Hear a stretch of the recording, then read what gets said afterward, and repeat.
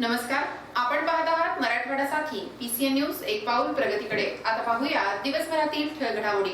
मराठा आरक्षणासाठी आता तरुणांच्या आत्महत्येचे प्रमाण वाढताना दिसून येते। काल अंबाजोगाई येथील गिरवली येथे तरुणानं पाण्याच्या टाकीवरून उडी मारत आपलं जीवन संपवलं होतं। ही या घटनेला 24 तास होण्याआधीच परळी तालुक्यातील गोवर्धन येथे एका युवकानं गळफास घेत आपलं जीवन संपवण्याची धक्कादायक घटना घडली आहे। मराठा आरक्षणाची दाहकता दिवसेंदिवस वाढत असल्याचं चित्र निर्माण होऊ लागले। आरक्षणासाठी अनेक युवक आपले जीवन संपवत आहेत। गंगाभिषण रामराव मोरे वय 33 वर्ष राहणार गोवर्धन हिवरा या युवकानं घरात गळफास घेत आपलं जीवन संपवले। गंगाभिषण यांना 3 छोट्या मुली, पत्नी आणि आई वडील असा परिवार आहे। मराठा आरक्षणाची धग आता ग्रामीण भागात वाढताना दिसत आहे। गोवर्धन येथील घटनेमुळे बीड जिल्ह्यात एकच खळबळ निर्माण झाली आहे।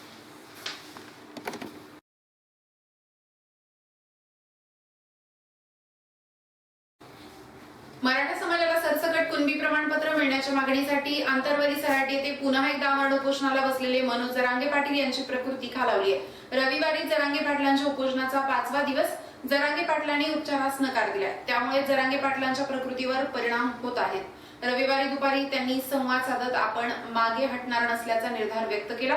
मराठा आरक्षणासाठी आंदोलनाचा दुसरा टप्पा शांततेत सुरू आहे। मी आता मागे हटणार नाही। आमच्या समाजातील लेकरांवर होणारा अन्याय आता सहन होत नाही। क्षत्रियांनी रडायचं नसतं, लढायचं असतं। आंदोलन सुरू असेपर्यंत माझ्या कुटुंबाला माझ्या समोर आणू नका, असंही त्यांनी म्हटलंय।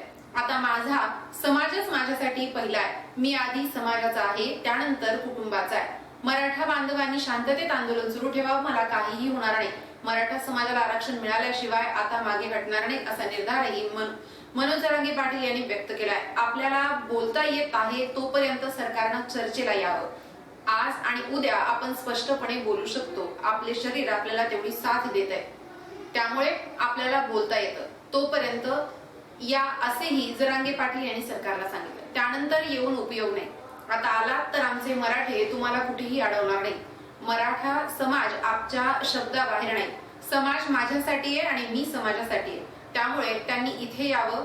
त्यांना मराठे काहीही करणार नाहीत किंवा अडवणार नाहीत। मात्र माझं बोलणं बंद झाल्यावर समाज काय प्रतिक्रिया देईल ते आपण सांगू शकत नाही।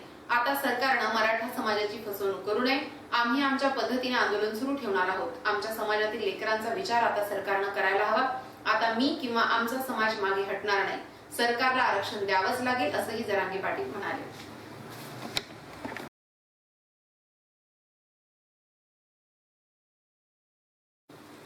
मराठा आरक्षणाचा वणवा राज्यभर पेटला असून मराठवाड्यातील जवळपास 3000 गावांमध्ये आंदोलन करण्यात येते। यापैकी बहुतांश गावांमध्ये राजकीय नेत्यांना गावात येण्यास बंदी घालण्यात आली आहे। आंदोलकांनी बसवर लावण्यात आलेल्या गतिमान सरकारच्या जाहिरातीतील पंतप्रधानांसह मुख्यमंत्री उपमुख्यमंत्र्यांच्या छायाचित्रांना काळे फासले, तर बीड जिल्ह्यामध्ये 2 बस जाळण्याचा प्रयत्न करण्यात आला। यातील एक बस जळून खाक झाली असून चालकाच्या प्रसंगावधानानं एक बस वाचली आहे। बीड तालुक्यातील चराटा गावामध्ये अनेकांनी बसवर दगडफेक करत बस फोडली असल्यानं बीड जिल्ह्यातील बस ठप्प करण्यात आल्या आहेत। यामुळे प्रवाशांचे मोठे हाल होत असून प्रवाशांना खासगी वाहतुकीचा सहारा घ्यावा लागतोय। जालना जिल्ह्यातील आंतरवली सराटी मराठा आरक्षणाची धुनी पेटली आहे। 40 दिवसांची मुदत देऊनही राज्य सरकारनं विश्वासघात केल्यानं मनोज जरांगे पाटील यांनी मराठा आरक्षणासाठी पुन्हा उपोषण सुरू केलंय। जरांगे यांच्या उपोषणाला समर्थन देण्यासाठी मराठवाड्यातील गावागावात साखळी उपोषण करण्यात येत असून राजकीय नेत्यांना गावबंदी करण्यात येते। जालना जिल्ह्यात भोकरदन येथे महिलांनी मराठा आरक्षणासाठी मोर्चा काढलाय। नांदेड येथे जोरदार रोजगार मेळाव्याच्या कार्यक्रमासाठी आलेले केंद्रीय अर्थ राज्यमंत्री डॉक्टर भागवत कराड यांना मराठा आंदोलकांनी काळे झेंडे दाखवलेत। आंदोलकांच्या भीतीपोटी प्रशासनानं रोजगार मेळाव्याचं ठिकाणच बदललं। डॉक्टर कराड कार्यक्रमासाठी गेल्याचं कळताच आंदोलकांनी रेल्वे प्रबंधक कार्यालय गाठून त्यांना रोखलं। यावेळी आंदोलकांनी पोलिसांनाही जाब विचारला। नांदेड येथे शनिवारी माजी मुख्यमंत्री अशोक चव्हाण यांना वाढदिवसाच्या शुभेच्छा देण्यासाठी लावण्यात आलेले पोस्टर आंदोलकांनी फाडले। मराठा आरक्षणाला विरोध करणारे ऍडव्होकेट गुणरत्न सदावर्ते यांनी आंदोलकांनी प्रतिकात्मक अंत्ययात्राही काढली आहे।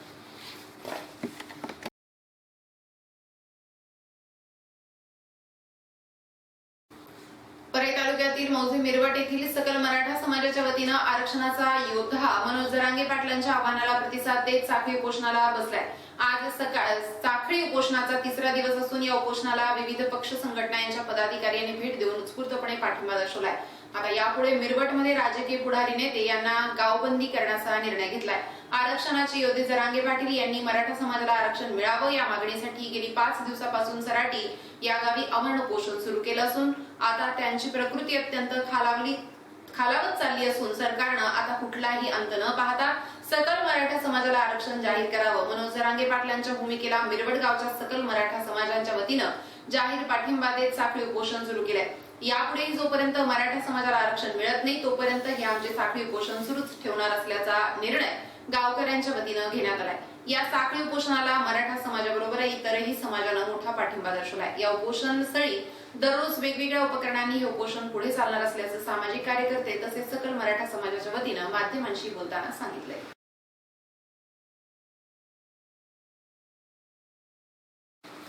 परळी मसापचे अध्यक्ष चंदूलाल बियाणी यांच्या संकल्पनेतून कोजागिरी पौर्णिमेचे औचित्य साधत मराठवाडा साहित्य परिषदेच्या परळी शाखेच्या वतीनं आयोजित केलेल्या कविता रंगते कोजागिरीत या निमंत्रित कार्यकवींच्या मैफिलीला परळीतील रसिक आणि भरभरून दाद देत कवी संमेलनाचा आनंद लुटला. परळीतील साहित्यिक व सांस्कृतिक चळवळ गतिमान करण्यात अग्रेसर असलेले मराठवाडा साहित्य परिषदेने सलग 13व्या वर्षी कविता रंगते कोजागिरीत या काव्य मैफिलीचं सुंदर आणि नेटकं आयोजन केलं होतं.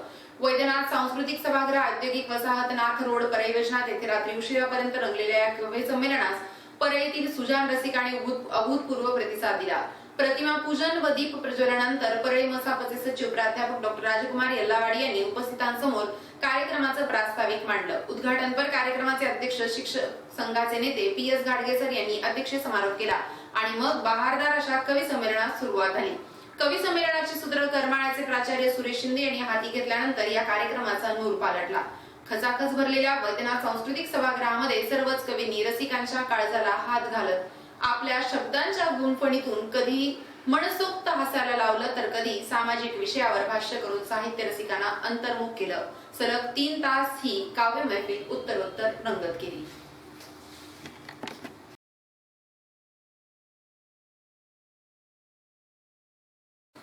राज्याचे कृषी मंत्री धनंजय मुंडे यांच्या मार्गदर्शनाखाली परळी नगर परिषद गटनेते वाल्मिकांना कराड यांच्या नेतृत्वाखाली मराठा समाजाला आरक्षण मिळावं म्हणून परळी कृषी उत्पन्न बाजार समितीने पाठिंबा दर्शवून मराठा समाजाला तात्काळ आरक्षण द्यावं अशी मागणी निवेदनाद्वारे शासनाकडे पाठवली आहे.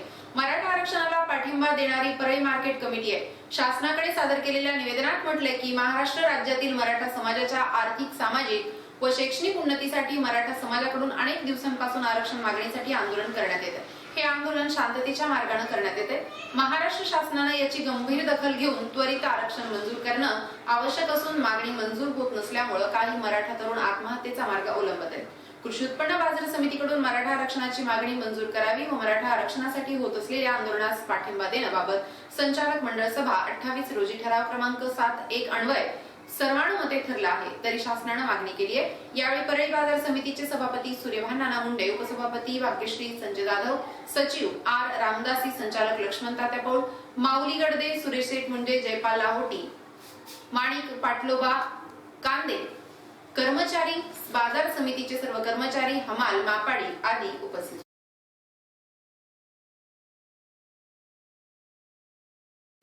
परळी शहरातील आझाद चौक, सिंचन भवन, वैद्यनाथ महाविद्यालयासमोर गतिरोधक बसवा या मागणीसाठी सोमवारी 30 ऑक्टोबर रोजी भाजप विद्यार्थी आघाडीचे तालुकाध्यक्ष ज्ञानेश्वर मुंडे यांच्या नेतृत्वाखाली रास्ता रोको आंदोलन करण्यात येणार आहे. या आंदोलनात शेकडो संख्येने सहभागी व्हायचं आवाहन केले. परळी वैजनाथ अंबाजोगाई राष्ट्रीय महामार्ग क्रमांक 548B परळी शहरातून जात असून सदर रस्ता लगत तहसील, सिंचन भवन, ITI कॉलेज, कोर्ट सह वैद्यनाथ महाविद्यालय, सदरील महामार्गावर मोठ्या प्रमाणात वाहनाची रहदारी. या महामार्गावर लागत असलेल्या शहरातील नामांकित वैद्यनाथ विद्यालय महाविद्यालयात आहे. या महामार्गावरून अनेक विद्यार्थी कॉलेजला जा-ये करत असतात. या मार्गावर कॉलेज समोर गतिरोधक नसल्यामुळे वाहनाचा वेग वाढून गेल्या काही दिवसात अपघात पण मोठ्या प्रमाणात झाले. गेल्या काही दिवसांपूर्वी वैद्यनाथ महाविद्यालयाचे शिपाई यांचा पण कॉलेज समोर अपघाती मृत्यू झाला असून काही जणांना कायमचं अपंगत्व आलंय. तसेच या ठिकाणावरून अनेक विद्यार्थ्यांनी पायी ये-जा करत असतात. गतिरोधक नसल्यामुळे रोड रोमिओ देखील आपल्या वाहनाचा वेग कॉलेज समोर वाढवून वेगाने कट मारत आहेत. यामुळे अनेक मुलींना या त्रासाला सामोरं जावं लागतंय.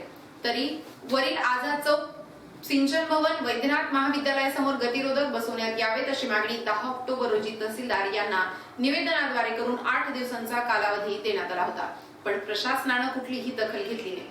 म्हणून सोमवार रोजी 10 वाजता वैद्यनाथ महाविद्यालयासमोर रास्ता रोको आंदोलन करण्यात येणार आहे। या आंदोलनात शेकडो संख्येने सहभागी व्हा असं आवाहन भारतीय जनता पार्टी विद्यार्थी आघाडी तालुका अध्यक्ष ज्ञानेश्वर मुंडे यांनी केले।